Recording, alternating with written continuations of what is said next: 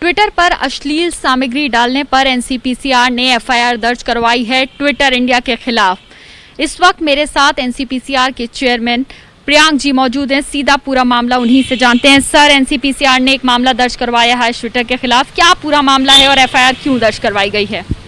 देखिए, ट्विटर पर अश्लील सामग्री और बच्चों की वल्नरेबिलिटी के मामले में कमीशन ने 2 अलग अलग इंक्वायरीज़ की और एक मामला ऐसा था जिसमें एक बच्चे का फ़ोटो ट्विटर पे डाला गया और फिर उसको रेप थ्रेट्स यूज़र्स ने ट्विटर के वहाँ पर दिए। हमने इस मामले में कार्रवाई करने के लिए ट्विटर को लिखा था। इस मामले में पहले भी एक एफआईआर हुई, पर ट्विटर का रवैया इसमें बेहद असंवेदनशील था और भारतीय कानूनों को मानने को तैयार नहीं। दूसरा एक मामला ऐसा था कि ट्विटर पे जो डार्क वेब की, डीप वेब की लिंक्स थी, ट्विटर पे पोर्नोग्राफिक कंटेंट था। भारत में दुनिया का सबसे सशक्त कानून है पॉक्सो एक्ट, जो बच्चों को पोर्नोग्राफिक कंटेंट से दूर रखने के लिए बहुत ही स्ट्रिक्ट प्रोविजंस करता है धारा 11 में। हमने जब ट्विटर से इन दोनों मामलों में बातचीत की, उनको नोटिस किया, संबंध किया, तब ट्विटर ने हमको बताया कि कंटेंट और यूज़र्स ये दोनों नियंत्रित करने का काम ट्विटर आईएनसी करती है, जो कि अमेरिकन कंपनी है, और Twitter communication India private limited जो भारतीय कंपनी है, उसका ट्विटर आईएनसी से कोई वास्ता नहीं है सिवाय इसके कि वो कॉन्ट्रैक्ट पे कुछ काम करते हैं। ये उन्होंने कमीशन की जांच के दौरान बताया। यही बात उन्होंने मिनिस्ट्री ऑफ आईटी के थ्रू भी जब हमने जानना चाहिए तो यही हमको पता चला। जब हमने मिनिस्ट्री ऑफ कॉरपोरेट अफेयर्स में जमा दस्तावेजों की जांच की तो हमको ये पता चला कि Twitter communication India private limited में 99% शेयर जो हैं वो ट्विटर अमेरिका ने ले रखे हैं। साथ ही साथ 2 ट्विटर अमेरिका के कर्मचारी ट्विटर इंडिया में डायरेक्टर की तरह पदस्थ हैं।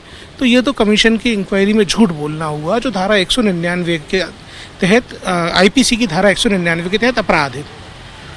हमने दिल्ली पुलिस को कहा कि इस मामले में वो सक्षम कार्रवाई करें।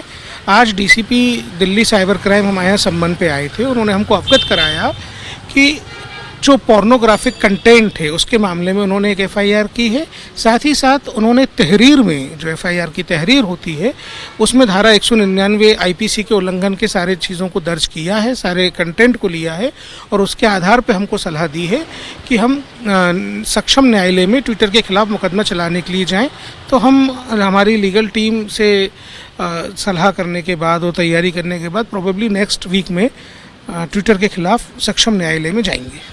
सर, एनसीपीसीआर कब से इस तरह की चीज़ों को नोटिस कर रहा है और किस तरह के जो चीज़ें हैं वो सामने आ रही हैं आप लोगों के, और क्या जो आप पहले मामलों की बात कर रहे हैं तो पहले किस तरह के मामले सामने आए थे? क्या उसके खिलाफ तब भी कोई एक्शन लिया गया था?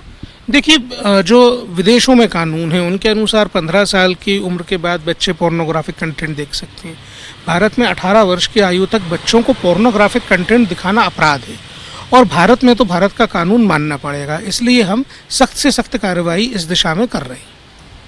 सर, आईटी एक्ट के खिलाफ भी जो मुकदमा है वो दर्ज हुआ है और आगे किस तरह से एनसीपीसीआर जो है वो कड़े शब्दों में ट्विटर के लिए, जो मुकदमा तो दर्ज हो गया लेकिन आगे निंदा भी करेगा और साथ ही साथ आगे क्या एक्शन ले सकता है? देखिए, ये जो पूरा विषय है ये केवल मुकदमे दर्ज कराने, कानून का उपयोग करने, लोगों को पेनलाइज करने से अकेला इतना नहीं है। वस्तुतः जहाँ तक बच्चों की बात है, ये सभ्यताओं का संघर्ष है। हम पिछले 2000 साल से अपनी संस्कृति और अपनी सभ्यता को बचाने के लिए संघर्ष करते आए हैं। हमारे इथोस, हमारी जड़ें बहुत मजबूत हैं।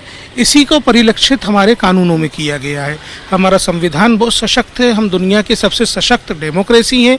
इसलिए हमको ऐसे तो कोई नहीं झुका पाएगा और हम अपनी सभ्यता को के संघर्ष में किसी भी हद तक जाना पड़ेगा, जाएंगे। बहुत शुक्रिया हमसे बात करने के लिए। तो आपने सुना किस तरह से ट्विटर पर अश्लील सामग्री डालने पर एनसीपीसीआर ने एक्शन लिया और जो पुलिस में मुकदमा जो है वो भी दर्ज कराया गया है। अब देखना यह है कि इस पे कितनी जल्दी एक्शन होता है। कैमरा पर्सन हेमंत के साथ मध्य एबीपी न्यूज़ दिल्ली।